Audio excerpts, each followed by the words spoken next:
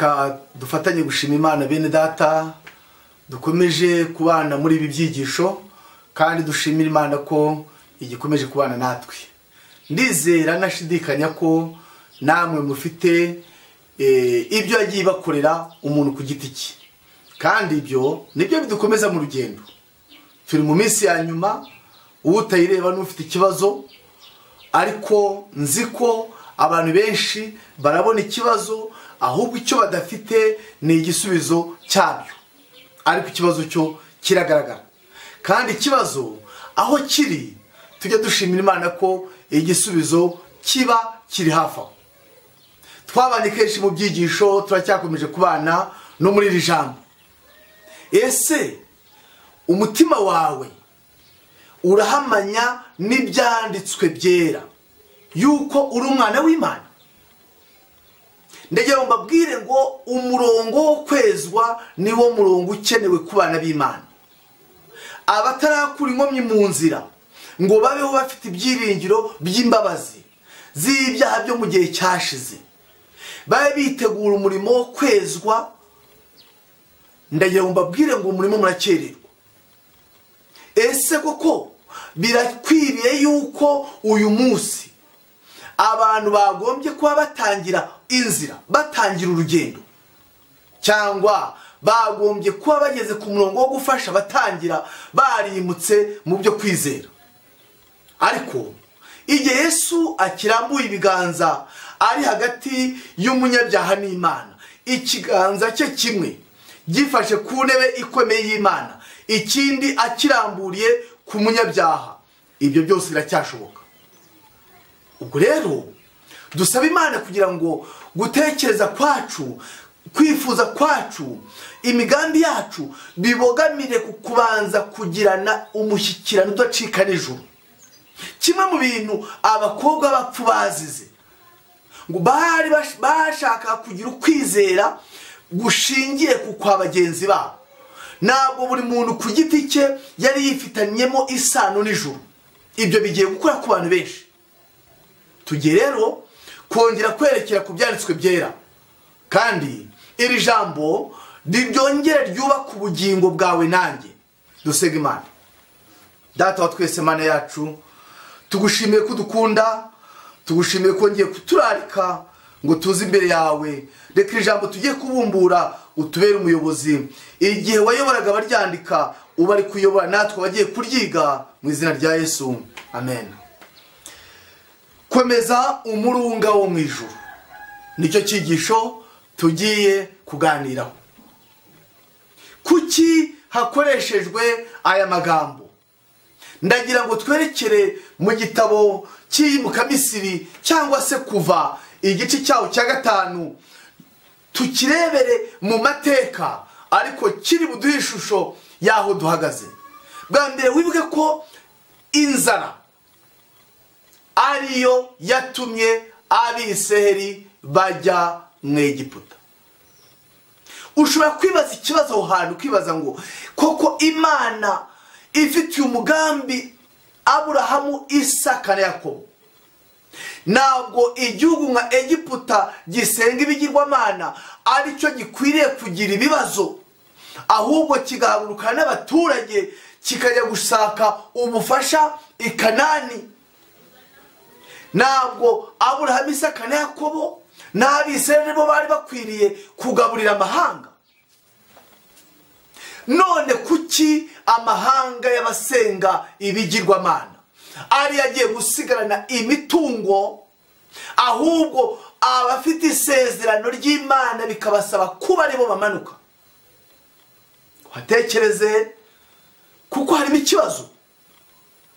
Icya mbere dukwiye kumva neza, igihugu nka Kanani, isezerano Imana yatanze kuri Aburahamu, Isaka na Yakobo, cyari kitarashyirwa mu maboko y'umuryango wa Aburahamu, Isaka na Yakobo.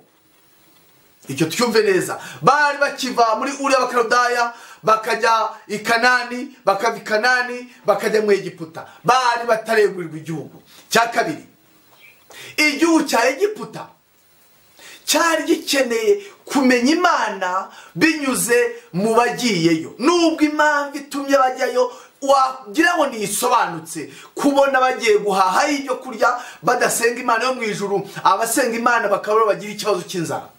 Ariko impamvu y'Imana byari ukugira ngo icyo gihugu nacyo kimenye Imana. Nyiraho rero ndagira ngo ubwire ngo ubishaka utabishaka, hari igice cy'isi, hari isi igiye gusigarana imitungo, kandi abasenga Imana ntibizabatungure mubona ubuzima bugenda bwifunga cyane bufungukira abareka Imana. Erega abona b'ingorane zabo zikwiriye kubizo. Ntuzarakare, ntuzababazwe no kuba ushobora kugira ibyo uhara cyangwa wamburwa cyangwa se utabonera uburenganzira bwawe nk'umuntu bugahabwa abandi. Ubuhamya bwawe muri ubwo buzima Imana irashaka ko bumurika, irashaka ko bugaragara. Kandi nanone mbere yuko ubwoko bw'Imana buva mu gihugu cya Egiputa, isi y'icyo gihe yari ikize.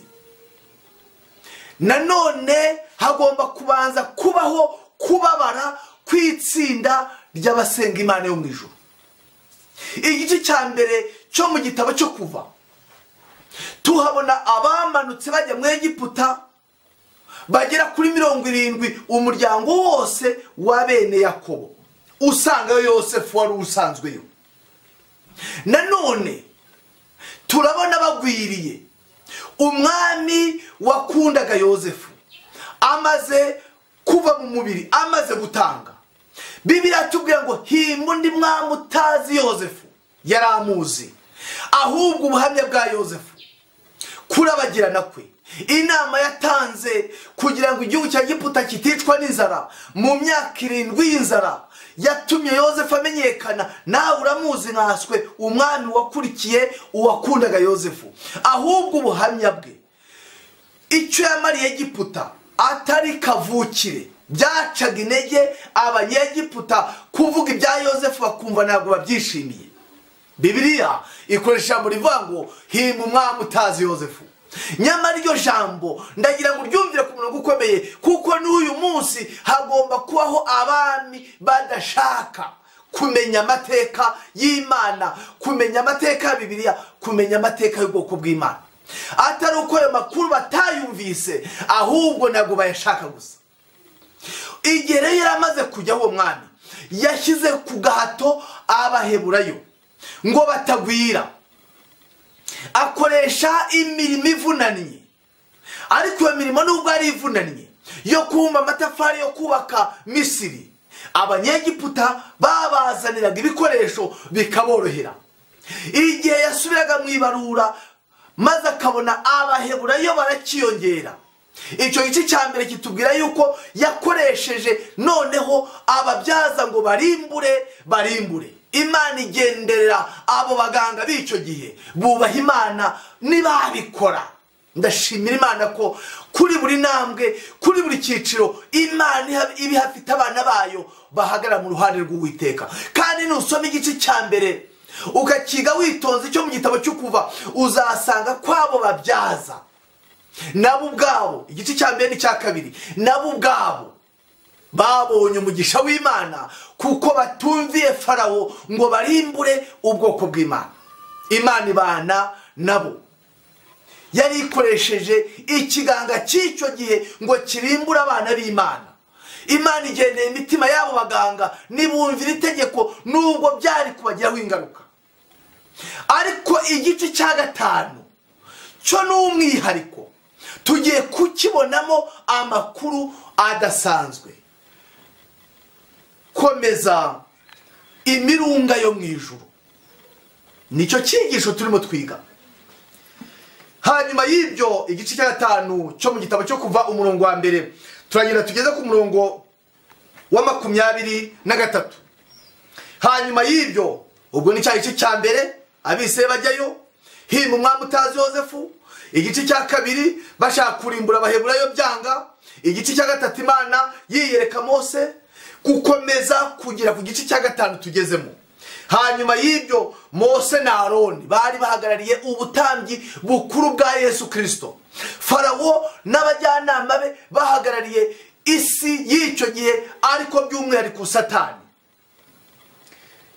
hanyuma y'ibyo Mose na Aroni baragenda babwira Farawo bati, Uwiteka Imana y'Abisirayeli iravuze ngo, dekura ubwo bwoko bugende bumuziririze umunsi mukuru mu butayu. Murongo wa 2, Farawo arababwira ati, Uwiteka ninde ngo mwumvire ndeka Abisirayeli? Sinzi Uwiteka, kandi ntabwo nzarekura Abisirayeli. Iri jambo rirakomeye. Farawo aratangaje ngo sinzi Uwiteka. Aho hitondere, ese abantu bagiye kujya hejuru y'amategeko y'Imana, nuko amakuru y'Imana n'ibyo abakore batabizi? Mbese nuko batarajya mu rusengero? Ese nuko nta butumwa buragera mu matwi yabo ngo bamenye Imana? Barayizi, bafite n'ibihamya by'ibyo yabakoreye. Ariko tugiye gukandagira ku isaha abantu bavuga nk'uko Farawo yavuze ngo sinzi Uwiteka. Abana b'Imana bizaba bigiye kubagora rero kuba mu isi y'abahakanyi bavuga ngo sinzi Uwiteka kandi sindekura Abisirayeli ngo bagende. Ariko icyitondere, nimba watekerezaga yuko ufite ububasha uhabwa n'isi cyangwa n'itegeko byo kubuza Abisirayeli gutaha mu ijuru, ndagira ngo ubwire ngo bizakugora kuko ntabwo uzabishobora. Farawo ntacyo atakoze, kandi Farawo igihe yabivugaga yabonaga atazabarekura koko. Ariko hejuru ye hari Imana rurema, hari Imana ishobora byose. Nebukadinezari yaravuze ati, ni iyihe Mana ibasha kubakiza ukuboko kwanjye? Yaraje, yaramanutse imwereka ko ihari. Ntabwo uyu munsi ari ubwoko bw'Imana, Imana iri mu burekere mu biganza bya Farawo. Uwiteka ninde? Yitwa nde wo mukorere? Ntabwo ari gukorera Imana. Ntabwo nzabarekura. Iryo ni ijambo ritavuzwe na Farawo nk'umwana w'inyama n'amaraso, ni ijambo ryavuzwe na Satani. Ahubwo Satani areba abantu bafite ijambo, bafite ubushobozi, akavuga ati, abangaba mbakoresheje ibyanjye byagirwaho vuba. Vandimwe nshuti, umwanya waba urimo wose, saba Imana cyane ikweze, yemera ubugingo bwawe ibwakire, ube igikoresho yitoranyije mu biganza byayo, udasoza umurimo wa Satani ku bwoko bw'Imana, kandi uko byagenda kose buzataha. Murongo wa 3, Mose na Aroni baramubwira bati, Imana y'Abaheburayo yaratubonekeye, none turakwinginze reka tujye mu butayu, tugende mu rugendo rw'iminsi 3, dutambire Uwiteka Imana yacu ibitambo, itadutera ikatwicisha mu giga cyangwa inkota.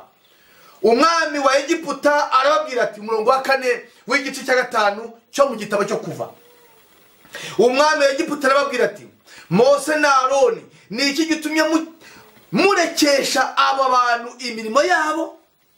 Nimusubire mu buretwa bwanyu. 5, kandi Farawo ati, dore abantu bo mu gihugu baragwiriye, none mubaruhuye uburetwa bwabo.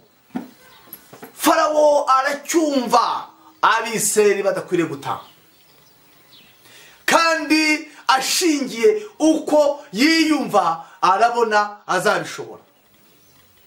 Nyamara navuga ngo sinzi Uwiteka, n'umugisha impaka. Kumenya Imana ni ikidasanzwe, ni ubuntu bw'Imana. Abikomereza mu narige bagaguma gusenga ibitekerezo byabo bumva ari byo byihagije, bivutsa kumenya Imana. Intambwe ya mbere yo kumenya Imana no guca bugufi. Kandi nagira ngo ubwire muvandimwe, igihe cyose hari ikibazo ukwiye kujya wibaza, urugendo rw'abana b'Imana kuki rubanzirizwa no kuba ahantu hagoye? urugendo rw'abisirayeli rwatangiranye no kuva mu Egiputa, urw'abayuda rwatangiranye no kuva i Babuloni. Kuki buri gihe rutangiriraho? Erega twese twakoze ibyaha. Ntabwo urugendo rw'umunyabyaha rutangirira mu gukiranuka ajya mu gukiranuka, kuko twese twakoze ibyaha ntitwashyikira ubwiza bw'Imana. Dukeneye kugirirwa ubuntu n'Imana, kandi ikiganza cy'Uwiteka cyavanye Abisirayeli mu maboko ya Farawo. Nicyo cyonyine cyavana umunyabyaha mu bunyacyaha bwe. Abantu bicaye mu gicucu cy'urupfu, ntabwo bazi ko imyaka irangiye tubonye itangazo ryo gucungurwa. Nyamara abantu benshi barakibaza batari ko se urabona umuntu yakiranuka ate ari kuri iyi si? Dore ubuzima burimo buragora. Aho bugoreye, aho Farawo yarakaye, niho Imana ishaka gukora umurimo wo gucungura. Farawo ati Abisirayeli barimo baragwira cyane, none mubarekesheje imirimo murabaruhuye. Kuko Mose yari yatanze itangazo kugira ngo Abisirayeli bose bumvire amategeko y'Imana, harimo n'isabato. Kandi izi ntambara ziri hagati ya Mose, Aroni na Farawo zishingiye ku kuba Mose yatanze ikiruhuko mu Bisirayeli ngo ku isabato nibagira umurimo bakora. Aho niho byari bikomereye.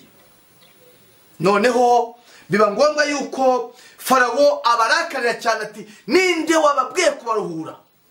Murongo wa 6, kuri uwo munsi Farawo ategeka abakoresha ubwo bwoko uburetwa n'abatware bo muri bati, nimwongere guha abantu inganagano zo kubumbisha amatafari nka mbere, nibagende bishakire inganagano. Murongo wa 8, igice cya 5 cyo mu gitabo cyo Kuva. Kandi umubare w'amatafari basanzwe babumba bawugumeho, mwe kubagabanyirizaho na make, kuko ari abanebwe. Nicyo kibatakisha bati tugende dutambirire Imana yacu ibitambo. Abo bagabo bategekwa imirimo irushaho kuruhanya, bayikorere kwita ku magambo y'ibinyoma. Uwo ni Farawo ugikomeje kugaragaza ibimenyetso byo kutarekura Abisirayeli ngo bagende. Igihe bari babwiye bati turashaka kujya gutambirira Imana yacu ibitambo, Farawo yabumviye ku murongo w'ubunebwe ngo ni ukugira ngo baruhuke bakoresheje amayeri, ariko si byari byo. Igihe cyose umunyabyaha ashaka kuva mu cyaha, imbaraga za kamere, imbaraga z'isi n'iza Satani bihagurukira kuvuga ngo ntabwo uzava. Uzategereza ko ibihe bizaba byiza kugira ngo yumve neza iby'agakiza, uzategereza kugira ngo umurongo w'iby'umwuka uzasobanuke, abyakire nta nkomyi afite z'isi, Satani na kamere ye ntabwo azabibona. Uyu munsi ni ijambo marayika avuga ngo uyu ni umushimukwe mu muriro. Kwihana kwawe nta nyungu Satani abifitemo. Waba ufite imyaka igiye hejuru, waba ukiri muto ushobora gufata icyemezo cy'ubugingo bwawe, ntabwo kwihana kwawe hari icyo byunguye Satani. Ikintu Satani azi gusa kimwe, nuko kwihana kwawe bimuzana igihombo, kuko utangira gusakaza amakuru umenyesha abandi ko burya Satani yatsinzwe. Kubw'izo mpamvu rero imbaraga zose zishoboka zizakoreshwa kugira ngo wumve bidashoboka. Kubumbura ibyanditswe byera kugira ngo wige iryo jambo, iryo wize wararyize, nutangira gukangurwa n'Umwuka Wera ushobora kutazongera kuribumbura ngo bikunde. Nimba warabyukaga ubwawe mu gicuku ugahina amavi imbere y'igisasiro cyawe ugasenga, Umwuka Wera nakangura ubugingo bwawe, nibwo uzumva imbaraga za Farawo, nibwo uzumva ijambo Egiputa. Yewe nunagerageza gukoresha imbaraga zawe ngo wibature, uzasanga ko uri munsi y'ubutware bwa kamere. Yego umutima wa kamere n'umwazi w'Imana, ni wumvira Imana kandi ushobora kuyumvira. Kandi abari mu butware bwa kamere ntibashobora kunezeza Imana. Abura mu gice cya 8:7. None se kuki Pawulo yatatse ati yemwe mbonye ishyano? Ni ireshano yari afite. Yararivuze ati ninde wanyize uyu mubiri unera urupfu? Ati njye ubwanjye nishimira amategeko y'Imana nayera, atariko muri kamere yanjye ntabwo nyakunda. Arangira ashyira ibyiringiro ku murunga wo mu ijuru avuga ati Imana ishimwe izajya inyiza ku bwa Yesu Kristo. Aho niho dugomba gushyira ibyiringiro byacu gusa. Abise baratetse mu gice cya mbere, ariko Farawo yabyitaho. Ahubwo icya gatanu agiye gukaza amahane, yongereye imirimo yakorwaga. Abaha urugero rwagomba kubumbwa buri munsi, kandi arangije ategeka abanyegiputa babahaga ibikoresho, ibitsisi by'ingano, aribyo byitwa inganagano, bavangaga n'urwondo kugira ngo amatafari akomeye. Ahita abikuraho, abuza abanyegiputa kongera kubibazanira, ngo ahubwo Abaheburayo bajye kubyishakira. Kandi amatafari agomba kugerwaho uko byagenda kose. Ikibazo barahembwaga ntibahembwaga, barinkoreraga hato. Ngo ngiye isaha tugezemo, ugiye guhabwa imirimo iruti y'abantu bakora ari benshi, kandi ntabwo uzongererwa ubushobozi bugufasha kwisohoza. Satani agiye kubabaza imitima n'imibiri by'abatuye isi.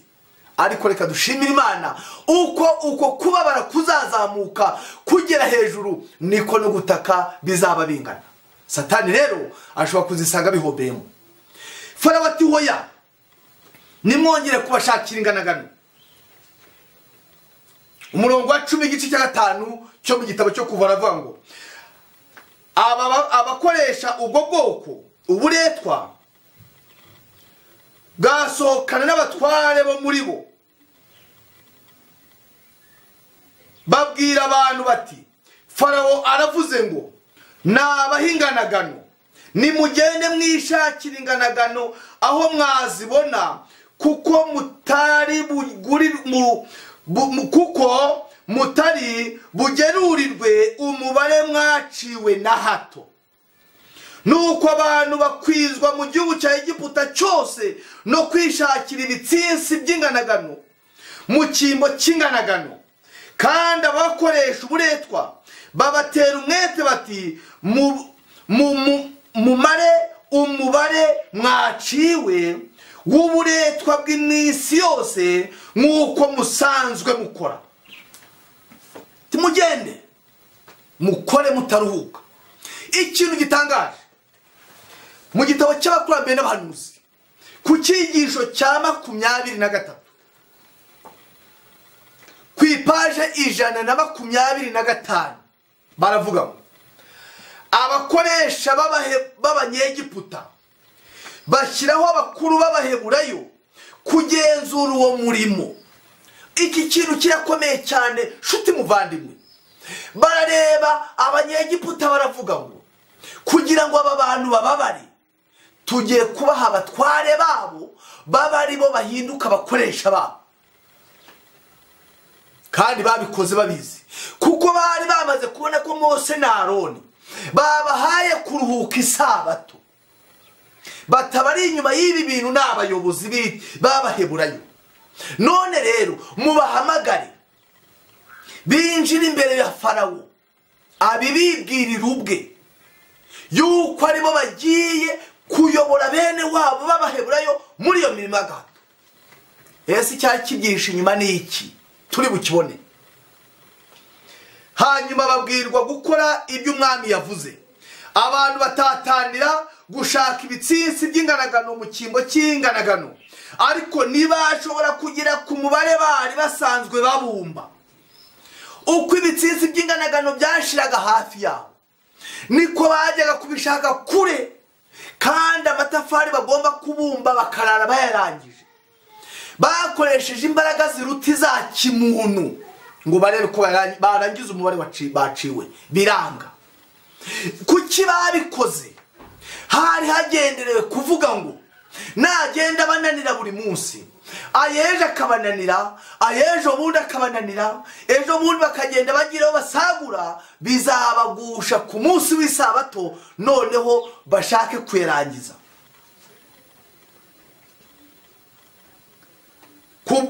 kubwo kutawugeraho uwo mubare abakuru b'Abaheburayo barakubitwa cyane.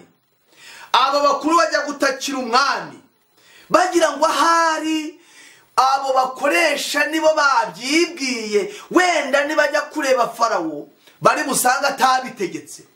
Bagiye gutakira umwami, umwami asubiza gutakamba kwabo abacunaguza ati muri abanebwe nicyo kibavugisha muti mugende mutambire Uwiteka ibitambo. Bategekwa gusubira ku murimo wabo, uburetwa bwabo nibworoshywa na gato. Bagarutse bahura na Mose na Aroni, maze baramutakambira bati Uwiteka abarebe abacira urubanza, kuko mutumye Farawo n'abagaragu be batwanga urunuka, mukabaha inkota yo kutwica. Satani ashaka kugera ku ntego ye. Ubuzima uko buzagenda bunanirana buruhanya, niko hagati y'ababwiriza butumwa, hagati y'abizera n'abayobozi, ndetse no hagati y'abayobozi ubwabo baba b'isi n'ab'idini hagiye kuzabamo gusubiranamo. Iyo ubuzima bugoranye haba ubwo abantu batabasha kwihanganira ibiriho. Tuzabireba mu byigisho bizakurikiraho.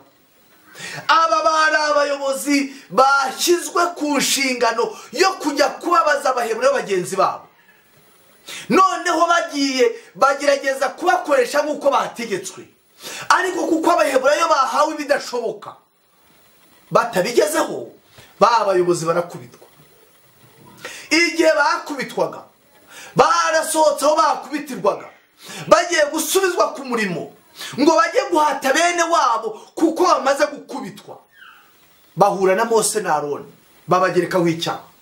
Mbese bisa n'ibyo ntabwo ubibona, aho abantu barimo baterana amagambo kubera ikigeragezo cyabarushije imbaraga. Ugerageza kuvuga wese uramwumvira mu burakari. Kora ku buryo utuza mu mutima, ahubwo urebe ko ugifashe ku mirunga yo mu ijuru. Amasezerano y'Imana ntabwo ahinduka.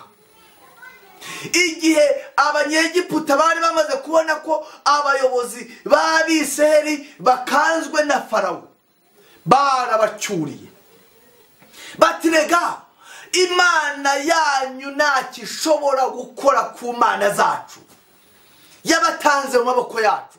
Icya mbere, mwari mugiye kwicwa n'inzara, ibazana mu biganza byacu, noneho mureke tubereke. Abaheburayo bakababara, ariko ntacyo bari bafite cyo gukora. Ahubwo icyo barimo bakora, imbaraga zabo bagakoresheje batakambira iyo mu ijuru basenga, barimo barazikoresha basubiranamo. Batangiye kugereka kuri Mose ikosa ryo kuvuga ngo niwe wahaye Farawo inkota abicisha. Mose arababara. Hari abana b'Imana bariho, hari abana b'Imana bari mu gusenga, hari abana b'Imana bagikomeje kwizera Imana nubwo ubuzima bwagaragara nk'ubudashoboka, badateshuka ku ijambo ry'Imana rivuga.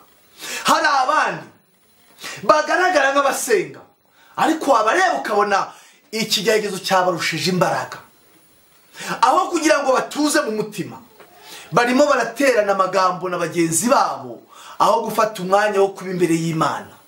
Nimugaruke hino, twongere dusubire mu nzira, turebe, tubaririze inzira za kera, turebe inzira nziza tubariho tunyuramo. Ariko ikibabaje, benshi barashaka kwishakamo igisubizo badafite. Ntacyo uzabona, ntabwo isi gukunda. Nunagerageza kuyikundishaho, nunagerageza koroshya amahame y'ibyo wizera, izaba izi ko waguye, ntabwo igukunda. Kandi isi yari ituwizi ibyo wizera ibyo ari byo. Benshi rero bagiye gutakaza imbaraga, kandi bazitakaza mu gusubiranamo bagombye kuzikoresha begeranye imbaraga. Yesu ati mba bumwe nk'uko ndi umwe na Data. Ubumwe buri he? Mu bana b'Imana. Uwo ni wo mugambi wa Satani, iyo niyo ntwaro Satani ari mu gukoresha. Umurongo wa 14, abatware bo mu Bisirayeli abo abakoresha uburetwa bwa Farawo bahaye gutwara barakubitwa, barababaza bati niki gitumye mudasohoza umubare mwaciwe ejo nanone nimwuzuze amatafari nka mbere? Ntabwo harimo hakubitwa abaheburayo rubanda rusanzwe, harimo harakubitwa abayobozi b'ishyanga ry'Abisirayeli. Wakwibaza impamvu bari mu gukubitwa, nuko bari bugarukana uburakari babuture bene wabo b'Abisirayeli. Abakurambere n'abahanuzi ku ipaje 125 harabatubwira ngo abakuru b'Abisirayeli bagerageza gukomeza kwizera kwa bene wabo kwatwekeraga, bongera kubabwira amasezerano yasezeranijwe sekuruza n'amagambo yahanuwe na Yozefu, abarahira yuko bazacungurwa bakava mu Egiputa. Bamwe bategaga amatwi bakizera, abandi bakanga kwiringira. Aho niho hari ikibazo. Ubuzima bumaze kubagora, bubagoye rwose, maze abakuru b'Abisirayeli bagenda bakomeza Abisirayeli bati nimuhumure, Yozefu yavuze ko tuzataha, kandi byari byo. Icyakurikiyeho nuko abandi bavugaga bati oya, ariko urabona izi mbaraga iyo mutwihorera nimuturuhe n'isabato ngo turuhuke, ubu tuba tuguwe neza, bagacika intege. Uyu munsi iyi mibare irimo iragaragara, abarimo bacibwa intege n'ubuzima turimo, barimo barabisikana n'abarimo bava mu ntege nke, barimo batakira Imana yo mu ijuru. Ibyo nabyo tubishimira Imana. Imana hari ibibwirizwa yizigamiye bitanyuzwa mu kanwa kwa mwana w'umuntu. Ikibwirizwa cyitwa ibibazo. Ibibazo iyo bije bishyira abantu mu mwanya bari basanzwemo ariko batari bazi aho bahagaze. Niyo mpamvu twagiye tubona mu byigisho twatambutseho ko Daniyeli yakomeje gusenga inshuro 3 nk'uko asanzwe. Iyo ugeze mu bibazo ntabwo ugira nyinshi cyane, cyangwa se nizo rufite ntabwo zivaho, aho bari utekereza. Abangaba barataka cyane. Murongo wa 15 w'igice cya 5 cyo mu gitabo cyo Kuva. Maze abatware bo mu Bisirayeli baragenda batakira Farawo bati niki gitumye utugira utya? Abagaragu bawe nanganagano twaduhabwa, maze bagatubwira ngo tubumbe amatafari, kandi dore abagaragu bawe turakubitwa, ariko abantu bawe nibo urubanza ruriho. Kasubire muri amagambo uyu murongo wa 15 igice cya 5 tumve neza. Maze abatware bo mu Bisirayeli baragenda batakira Farawo bati niki gitumye utugirira utya? Abagaragu bawe nanganagano duhabwa, maze bakatubwira ngo tubumba amatafari, kandi dore abagaragu bawe turakubitwa, ariko abantu bawe nibo urubanza ruriho. Murongo wa 17 arababwira ati muri abanebwe nicyo kibavugisha muti tugende dutambirire Uwiteka ibitambo. Murongo wa 18 nuko none nimugende mukore, kuko ari nanganagano muzahabwa, ariko muzajye mwuzuza umubare w'amatafari. Abatware bo mu Bisirayeli bamenya ko babonye ishyano, kuko babwiwe ko batazica umubare w'amatafari babumbaho na make w'uburetwa bwabo bw'iminsi yose. Iki kibazo kirimo kirakomera. Ese ibyo winjiza n'ibyo umuryango wawe usaba urabona biri mu guhura? Akazi kenshi hakinjira bike, birimo biranabura. Yewe unitegure ko n'ubuzima bwawe, yewe n'ibyo wari ufite ushobora kuzabyakwa. Isi ni kwirimo itegura ubuzima. Urabyiteguye? None se inkoni no kongererwa imirimo Farawo yabikoreraga iki? Twabonye ngo nibagenda batuzuza umubare, bazagwa ku isabato ya yindi Mose yashatse ko baruhukaho. Kababwire amagambo ari mu gitabo cyitwa Abahanuzi n'Abami ku ipaje 94 baravuga igihe cyo kuva mu Misiri ubwoko bw'Imana bwibukijwe bikomeye isabato igihe bari bakiri mu bubata ababakoreshaga uburetwa bari baragerageje kubahatira gukora ku munsi w'isabato babinyujije mu kubongerera imirimo basabwaga gukora mu cyumweru. Amagambo muyumve neza, babashyiraho imirimo myinshi ivunanye. Uko imirimo bagenda batayirangiza niko Farawo yavugaga ngo bazakora ku isabato, isabato y'Uwiteka. Ndagira ngo ubwire ngo igiye kuba isibaniro hagati yayo n'icyumweru, kandi buri wese agomba kugaragaza umugabane ahagararamo. Ushobora kuba utinda kubyumva, ariko niko biri. Baratubwira ngo imiterere y'akazi yagiye ikazwa kenshi kandi karushaho kuruhanya, nyamara Abisirayeli babatuwe mu bubata maze bajyanwa ahantu bashobora kubahiriza amategeko yose y'Uwiteka nta nkomyi bafite. Iri ni ijambo rikomeye. Ntabwo Abisirayeli bagomba kuguhamishwa mu maboko y'ubutegetsi bw'isi. Niyo mpamvu abana b'Imana babishaka batabishaka bari mu butware bwa kamere, kandi ubwo butware bwa kamere ntibazigera babwibaturamo, keretse gusa basobanukiwe n'icyo Yesu yavugaga muri Yohana 8:36 ngo nuko umwana nababatura muzaba mubatuwe by'ukuri. Kubaturwa no kubaturwa by'ukuri ni ibintu bitandukanye. Abisirayeli bagomba kuvanwa mu mirimo no mu gahato badahemberwa ko kwa Farawo, ariko kuba bahavanywe ntibisobanuye ko babatuwe kuri kamere. Kuki batageze i Kanani kandi bavuye kwa Farawo? Wigeze watekereza? Abanyegiputa baravuga ngo Abisirayeli baragiye, nyamara Abanyakanani bagategereza Abisirayeli bakababura. Nibaguye i Kanani, nibaguye no mu Egiputa. Aho ukwiye kumva rero kuki abantu bagaragara nk'abaretse ibyaha bikomeye bifatika ariko bakabura amahoro y'umutima? Ntibarabaturwa n'umwana w'Imana by'ukuri. Nuko umwana nababatura muzaba mubatuwe by'ukuri. Ku ipaje 95 Abahanuzi n'Abami kwisubiheruka hasi. Mu gihe cyo gusakara k'ubukristo umwanzi gica w'umunezero w'umuntu yibasiye byihariye isabato yo mu itegeko rya 4.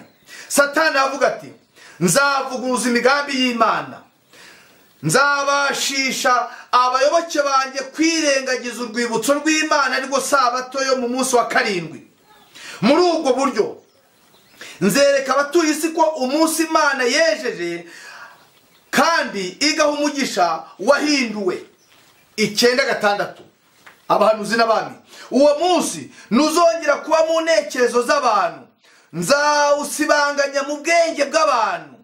Mu mwanya wawo nzawusimbuza umunsi utemewe n'Imana, umunsi udashobora kuba ikimenyetso hagati y'Imana n'ubwoko bwayo. Nzatera abemera uyu munsi kuha ukwera Imana yahaye umunsi wa 7. Nzaha ikuzo mbinyujije mu musimbura wanjye. Umunsi wa mbere w'icyumweru uzahabwa ikuzo, kandi abaprotestanti bazakira isabato y'igihimbano nk'aho ari y'ukuri. Kubwo gutubahiriza isabato Imana yashyizeho, nzatuma amategeko yayo asuzugurwa kandi yangwe. Umva aya magambo.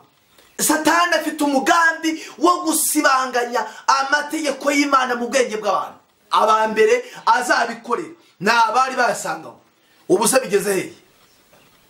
Reba ukuntu abantu benshi basubira inyuma bikino, ariko ndashimira Imana abasubira inyuma barabisikana barimo bakizwa.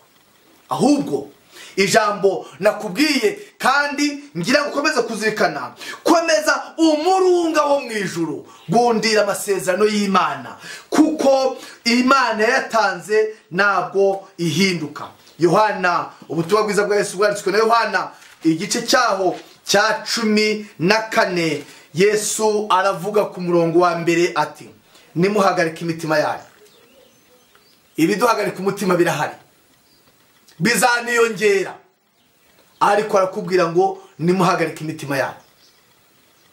Nugira umugisha wo kuvumbura iryo banga ryo kudahagarika umutima, impamvu ya mbere izatuma ubigeraho, mwizere Imana nanjye munyizere. Kwizera Imana byonyine, kugundira amasezerano y'Imana, ukayagira umuyobozi w'ubugingo bwawe, bizagushoboza kudahagarika umutima.